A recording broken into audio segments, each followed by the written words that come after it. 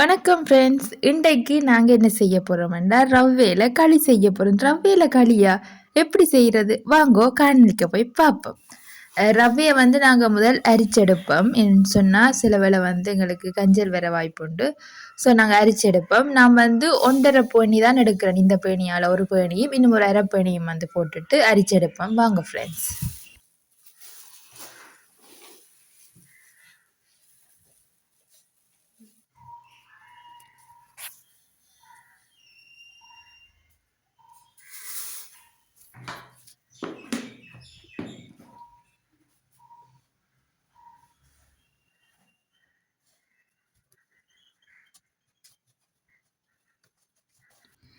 Friends, ரவையை வடிவாக வந்து அரிச்செடுத்துட்டோம். இனி வந்து ரவையை நாங்கள் ஒரு லேசான பதத்தில் வந்து வறுத்தெடுப்போம். சட்டி காயட்டும். சட்டியை காய வச்சுட்டு நாங்கள் வந்து ரவையை வந்து வறுத்தெடுப்போம்.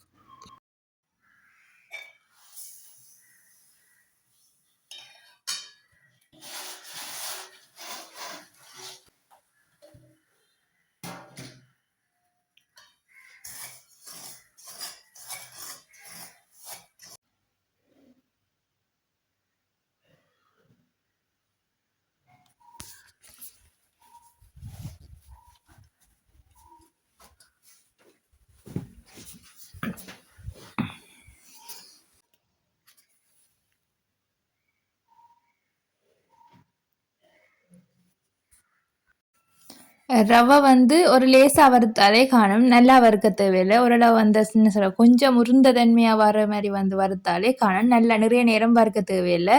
ரவையை வந்து வறுக்க வந்து ஆட்டிக்கொண்டு இருக்கணும். ஏன்னா கறி போடும். இப்போ நாங்கள் வந்து ரவையை வேறு பாத்திரத்துக்கு மாற்றி போட்டு இந்த பாத்திரத்துக்கே வந்து பால் புழிஞ்சு வைக்கணும். பாலை புழிஞ்சு சூடாக்கி போட்டு வாங்க கழுகின்றது மிச்சம் எப்படின்ட்டு பார்ப்போம். இப்போ வந்து பாலை புளிரோக்கு நாங்கள் வந்து எல்லாத்தையும் எடுத்து வச்சு பாலை புளிவோம்.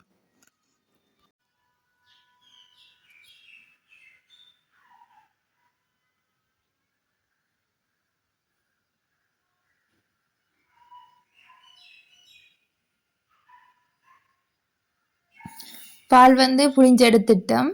நாங்கள் வந்து இது வந்து 3 நேரம் புளிஞ்செடுத்துருக்குறோம். ஏன்னா நிறைய தேங்காய் புளிங்கினாங்க. நல்ல பால் வந்தது. இப்போ வந்து இந்த சட்டிக்குள்ள பாலை வந்து விட்டுட்டு கொதிக்க விடணும். பால் கொதிச்ச அப்புறம் தான் வந்து அடுத்த ஸ்டெப். வாங்க ஃப்ரெண்ட்ஸ், பாலை விட்டுட்டு நாங்கள் கொதிக்க விட்டுட்டு பிறகு பார்ப்போம்.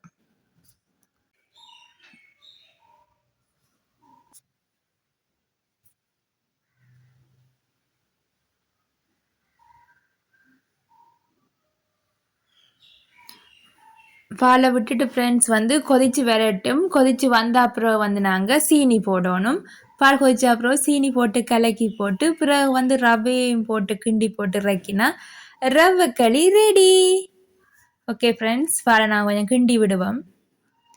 இப்போ கொஞ்சம் பால் கொதிச்சிட்டு மாதிரி கிடக்கு. நாங்கள் சீனி போடுவோம் ஃப்ரெண்ட்ஸ். சீனி வந்து நீங்கள் தேவையான அளவு போட்டுக்கொள்ளுங்க ஃப்ரெண்ட்ஸ்.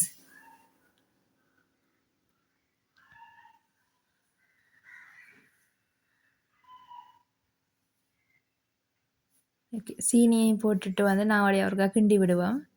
கிண்டி விட்டுட்டு கொஞ்ச நேரம் சீனி கரையிற மட்டும் நாங்கள் வந்து கிளறி விட்டுட்டு நாங்கள் வந்து பாலும் அப்போ கொஞ்சம் கொதிக்கும். பாலையும் பார்த்துட்டு வந்து ரவையை போட்டுட்டு இறக்கினா சரி ஃப்ரெண்ட்ஸ். நான் கொஞ்சம் கிண்டி விடுவோம் ஃப்ரெண்ட்ஸ். பால் கொஞ்சம் கொதித்து வரட்டு வேண்டாம். கொஞ்சம் கொதிக்காத மாதிரி கிடக்கலோ. நாங்கள் ஆற்ற இன்னும் வந்து கொதிப்பு குறைகிற மாதிரி இருக்கும். நாங்கள் சீனி கரையணும் தானே ஃப்ரெண்ட்ஸ். ஓகே ஃப்ரெண்ட்ஸ், பாருங்கோ பால் வந்து கொதித்து வந்துட்டு நாங்கள் இனிமேல் வந்து ரவையை வந்து கொஞ்சம் கொஞ்சமாக போட்டு கலந்து விடுவோம். கொஞ்சம் கொஞ்சமாக போட்டால் தான் வந்து எங்களுக்கு கிளறி விட சுகமேன்னு சொன்னால் ரவை உடனே வந்து இறுக வலிக்கிட்டு அதனாடியாக வந்து நீங்கள் கொஞ்சம் கொஞ்சமாக போட்டு போட்டு போட்டு கலந்து விட்டீங்க ரெண்டா தான் ஈஸியாக இருக்கும். இப்படி நான் போடுறது மாதிரியே போட்டு போட்டு கலந்து விடுங்க. பாருங்க, நீங்களே கவனிப்பீங்க உடனே வந்து தண்ணி வத்திடும்.